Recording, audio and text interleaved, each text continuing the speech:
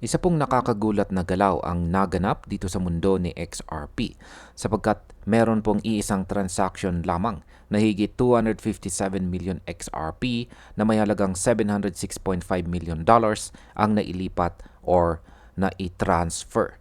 Ang balitang ito ay gumulat sa buong XRP Army dahil po sa laki ng halaga.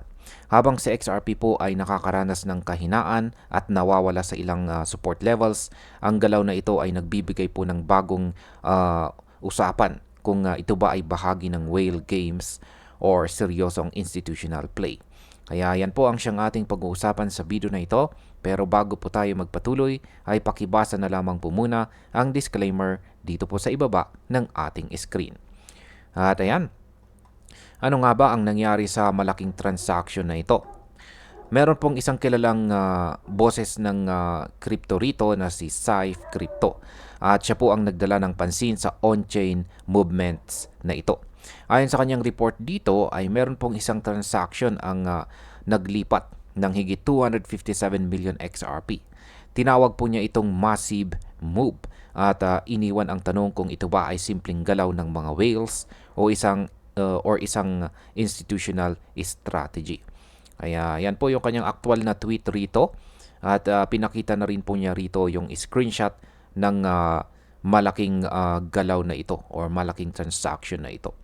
Ayan, sa market impact, ang ganito po kalaking transfer ay madalas na nagdudulot ng speculations sa market. Kung ito po ay accumulation, pwedeng maging bullish sign po ito. Pero kung distribution naman, pwedeng lalong bumagsak itong sa XRP. Ngayon ay bakit nga ba mahalaga ang whale activity?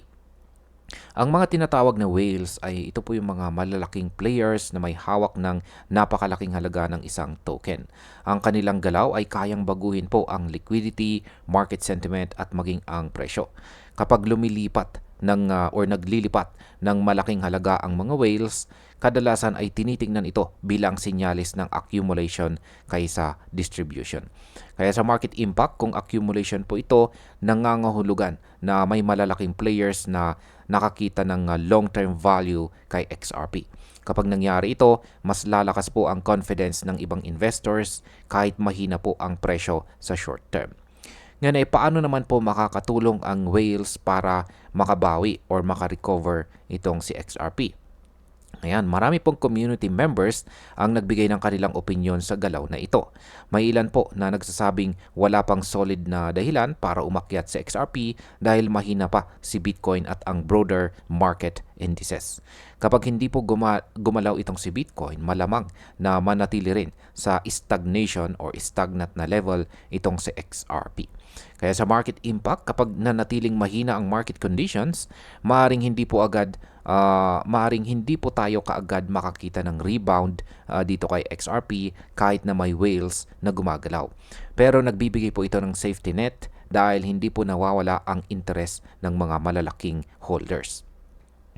Ngayon ay ano naman po ang kahulugan ng institutional play sa kasalukuyang sitwasyon?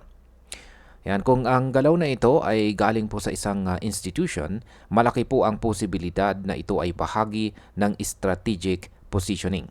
Sa mga panahon na bumabagsak po ang presyo, ang institutions ay hindi po laging tumitingin sa short term, kundi nakatingin po sila sa mas malawak na future potential. Kaya sa market impact, kapag institutions po ang pumapasok, nagbibigay ito ng pangmatagalang suporta sa presyo. Kahit mahina po sa XRP ngayon, ang presensya ng institutions ay nagsisilbing base para hindi po tuluyang bumagsak ang market confidence. Ngayon ay may epekto ba ang macroeconomic factors kay XRP ngayon? Meron pong ilang analyst na nagsabi na tumataas po ang presyo ng gold at ito ay pwedeng maging balakid para sa mga crypto markets. Kapag mas pinipili po ng mga investors ang safe haven assets tulad po ng ginto or gold, bumababa ang demand para sa crypto sa short term. Ang isa po sa mga dahilan kung bakit nananatiling mahina ang momentum ng XRP kahit may malalaking galaw. Sa market impact, ang pagtaas po ng gold ay pwedeng magpabagal sa recovery ng buong crypto market, kasama na po sa XRP. Pero kung magbabago po ang global conditions, mas magiging malakas ang tsansa ng XRP na mag-rebound. Ano naman po ang pananaw ng ibang bahagi ng XRP community? May iba namang naniniwala na hindi pa natin nakikita ang buong kwento. Ang isa po sa mga binanggit ay ang posibilidad ng mga non-disclosure agreements na hawak ni Ripple.